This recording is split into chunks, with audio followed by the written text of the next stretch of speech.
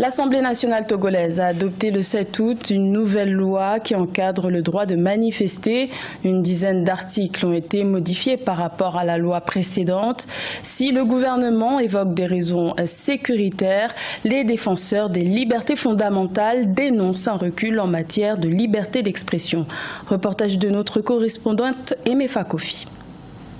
Quelle avancée pour la liberté d'expression au Togo? C'est la question que nombre de Togolais se posent, surtout après la révision le 7 août à l'Assemblée nationale de la loi du 16 mai 2011 qui fixe les conditions d'exercice des libertés de manifestation pacifique publique. Les nouvelles dispositions portent sur les horaires ainsi que les choix des lieux de manifestation pacifique publique. Vous ne pouvez manifester désormais qu'au Togo de 11h à 18h, donc disons au total 5 heures de temps. Aujourd'hui, donc le législateur a dit qu'ils ont précisé des points au sein donc sur le territoire où il n'y aura plus de manifestations. Pour beaucoup, l'ancienne loi, celle dite Bojona, donnerait plus de pouvoir aux organisateurs de manifestations qu'à l'autorité de l'État appelée à encadrer les manifestations. La présente révision renverse donc les rôles et pour Panel Watch, une plateforme d'experts indépendants de la société civile, ces nouvelles dispositions constituent un recul en matière de liberté de manifestation.